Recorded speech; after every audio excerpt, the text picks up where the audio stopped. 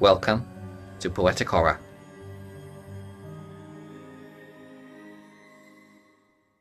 We all dream of the day we get married to that perfect someone. That one that fills our heart with so much joy, the one we are destined to spend the rest of our lives with.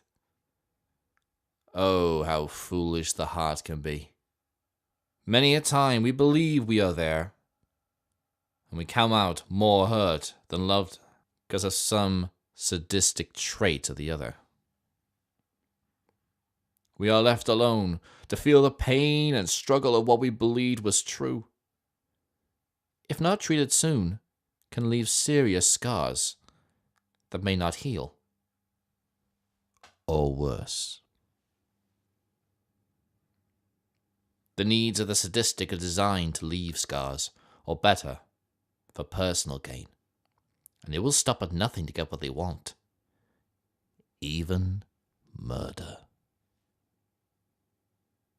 The gold digger in this story thrives on murder to get what she wants, and is now out on the prowl again, her claws sharpened, looking for the next victim.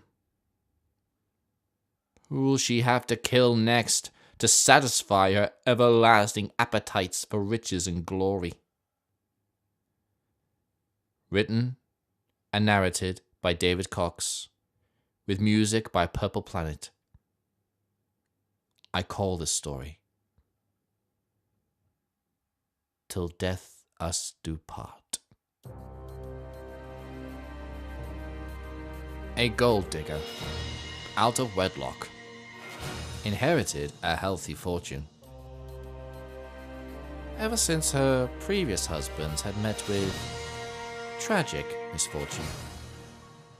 Her first was on her honeymoon, with the sweet music on his stereo. She threw the stereo into his bath, creating an electrical current flow. The most recent was a farmer, a very healthy benefactor.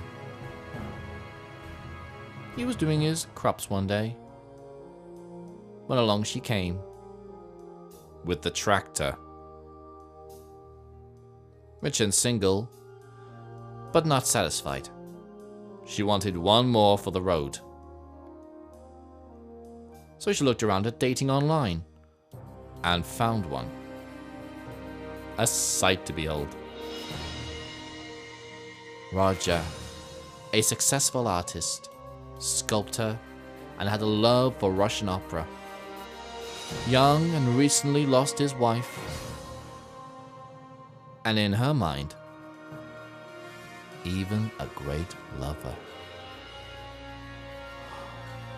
They got to talking not long after. He offered her dinner back at his place, complete with music, wine, and candlelight. And soon she was putting on her face. She thought about how she would do it.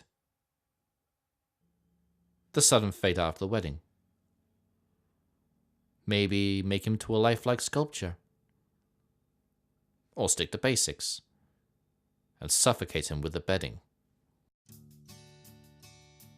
Soon she was at the door of his house and was cordially invited in. She made herself comfortable and waited for the fun to begin. The house was finely furnished. Stone walls with deliberate cracks, sculptures on blocks of marble. Just above the fireplace, an old axe. They sat down talking over dinner, about the horrors of death and opera, about their experience as lovers, all the while fascinated by each other. After dinner, they were upstairs, about to create an intimate affair. But as they were about to get down to it, there came a noise from downstairs. It was a woman's voice. Angry, it seemed. Roger put his mouth over her lips. She asked what the hell was going on. But he had already gone to deal with this. For a moment there was arguing. Then everything went quiet. She gingerly made her way out of the bedroom and down the stairs to find out the source of the riot.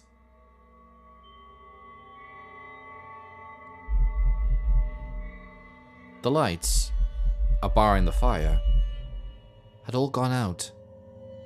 Lightning and thunder flashing on the sculptures made her very nervous, as each one seemed to be staring at her.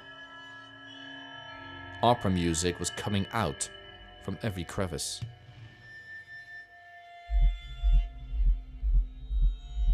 She couldn't see anyone at all, except for the open vault at the back.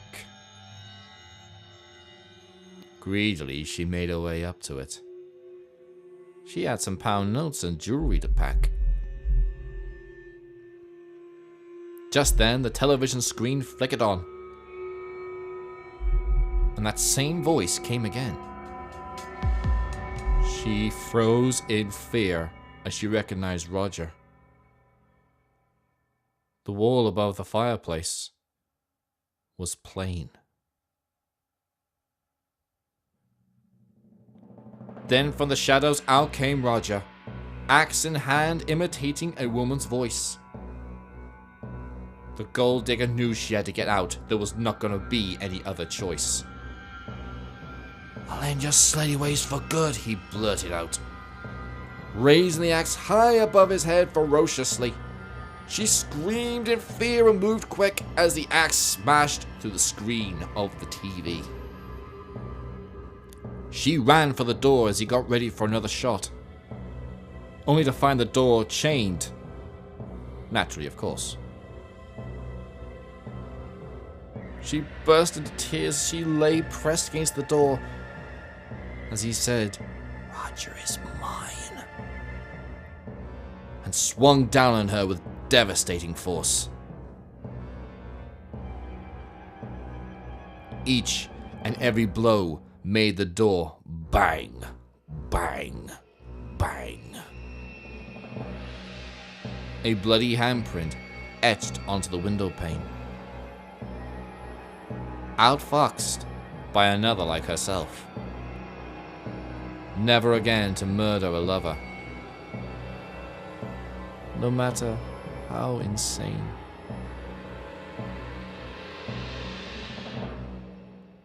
Silly woman. You cannot outfox a fox. What doesn't kill you makes you stronger, and the thirst for blood runs deep in the psyche of the human mind, even those considered sane. Try and say to me, there hasn't been someone out there you haven't thought of killing because of what they have done to you, no matter how small. Think about that for a moment before you start pointing fingers at those around you who have done wrong. And while you do that, feel free to listen to the music included in this week's episode, courtesy of Purple Planet. And don't forget to like and subscribe for more content. And poetic horror.